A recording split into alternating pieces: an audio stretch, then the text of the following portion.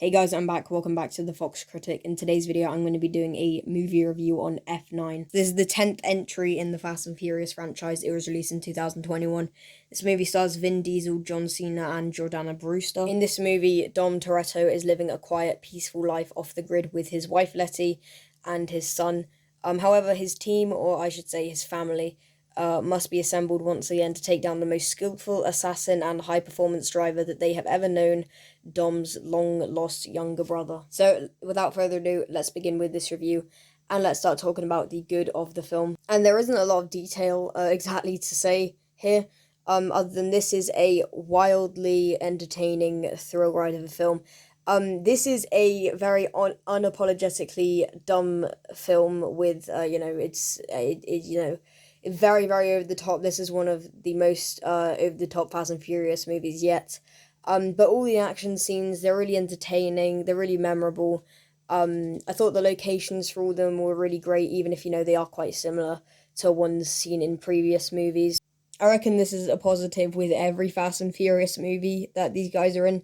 But Roman and Tej in this movie, I really like them, obviously, because I think they're great characters. They're two of my favourite characters of the Fast and Furious franchise, and they do quite a lot in this film, and their chemistry is really great, as usual. This is actually the first film I saw back at the cinema after lockdown, and let me tell you, it is such an experience seeing this on the big screen, and it's just, my god, it is so much fun watching just 2 hours and a half of these just insane action sequences. Obviously, as the trailers and posters revealed, Han is back in this movie somehow, and I've always kind of liked Han's character, so I'm quite glad he's back here. And overall, this movie is just a lot of fun, it's entertaining, and I just had a great time with it.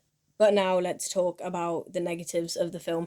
And first, I'd like to mention that it only becomes clear once you actually watch the movie just how much they show in the trailers and posters. For example, moments in this movie that are meant to be like a plot twist that you weren't expecting, well, they're just shown in all the adverts.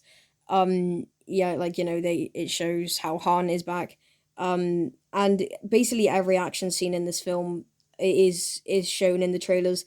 So if you're gonna watch this film, don't expect any more action scenes, like any further than what's already shown in all the trailers, because they're basically just extended versions of the scenes in the trailers.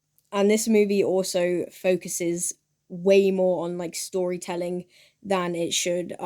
Like, for example, there's a lot of flashbacks in this movie to sort of, tell the story, and none of those really work. I don't think flashbacks work for the Fast and Furious movies. And it tries to have some sort of emotional depth, which, like, it really shouldn't have. Like, you don't watch these for emotional depth, so, and it just tries to have way more than it should. And if you try to have like emotion in movies like these, and deep storytelling, it just comes across as kind of hilarious.